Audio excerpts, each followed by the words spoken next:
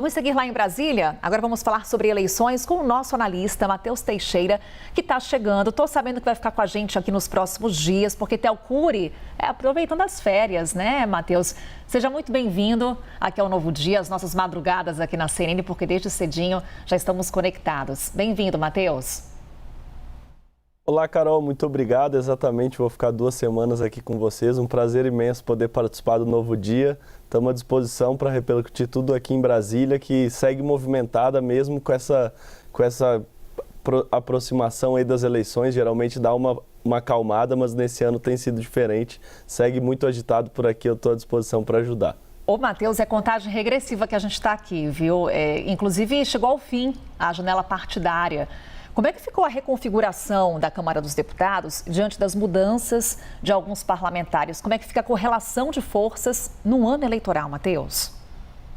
Exatamente, chegou ao fim a janela, é um dos marcos temporais pré-eleitoral que define muito como será o mês de outubro, o mês de setembro, que é quando a gente terá as eleições de fato. O que acontece agora é que houve um período de 1 mês aberto por lei em que os deputados podiam trocar de partido sem perder o mandato. Sem essa lei que abre a janela partidária, os deputados, caso troquem de mandato, eles correm o risco, caso troquem de partido, eles correm o risco de perder o mandato. Com a janela partidária, eles podem trocar livremente e isso não acontece. Os senadores, por exemplo, como eles são eleitos em cargos majoritários, eles podem trocar de partido a qualquer tempo durante todo o mandato. Governador, a mesma coisa. Presidente da República também. Vamos lembrar que Jair Bolsonaro, quando era presidente, saiu do então PSL, que ele venceu a eleição, e foi para o PL, partido que ele está hoje. Portanto, cargos majoritários, os políticos podem trocar de partido, mas cargos proporcionais, como eles são eleitos devido ao cálculo do quociente eleitoral, o cálculo do tamanho da bancada, eles ficam vinculados ao partido. Mas com essa lei que foi aprovada nesse ano, e que isso não é a primeira vez que aconteceu, isso é praxe acontecer porque os deputados ali se movimentam para aprovar uma lei que beneficia eles mesmos, eles podem trocar sem perder o mandato. E foram muitas trocas, foram mais de 110 mudanças de partidos. Mas não houve uma grande diferença, uma diferença significativa em relação ao jogo de forças dentro da Câmara dos Deputados. O PL, por exemplo, o partido de Jair Bolsonaro que eu acabei de mencionar, elegeu a maior bancada em 2022 e elegeu 99 deputados. Ao longo do mandato, ele foi perdendo alguns quadros e chegou a diminuir para 86. Em muitos casos, quando há acordo com a direção do partido, o deputado pode sim perder o mandato. Caso o partido não aceite a mudança, ele pode recorrer ao TSE e o político perdeu o mandato. A maioria das perdas do PL foram negociadas.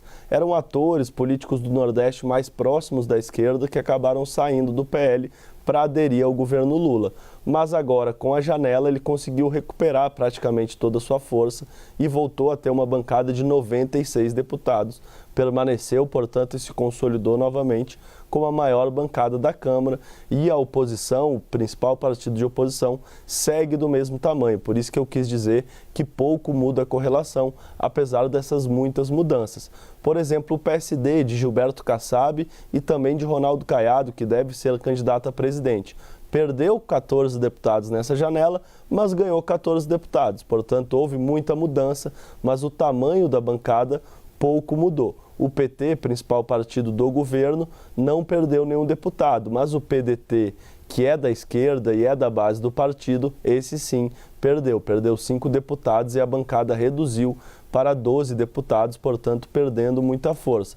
O PSDB, que é outro partido muito tradicional do Brasil, cresceu, assim como o Podemos. O Podemos conseguiu atrair 9 deputados nessa janela e agora chega a uma bancada de 26 deputados. É importante essas mudanças, Carol, porque geralmente quem dita o ritmo dos trabalhos na Câmara dos Deputados é o colégio de líderes, que é o líder de cada partido que se reúne sempre para definir qual é a pauta de votação. E aí o peso da palavra de cada líder influencia muito nas negociações. E, portanto, se um líder representa uma bancada de 10 ou de 20, o que ele fala na reunião tem muito mais peso. Por isso que essas mudanças todas são importantes. A gente analisou aqui com lupa e houve diversas trocas, mas no geral o tamanho das bancadas, a maior bancada que era do PL se reforçou, mas sempre nunca deixou de ser a maior. O PT, que é a segunda maior, segue com muito peso, e o PSD, por exemplo, que também era uma bancada importante, perdeu muita gente, mas também atraiu muita gente. Portanto, no geral, o balanço dessa janela partidária é que a correlação de forças dentro da Câmara segue muito parecida, apesar desse alto número de trocas partidárias que poderiam dar a entender outra coisa.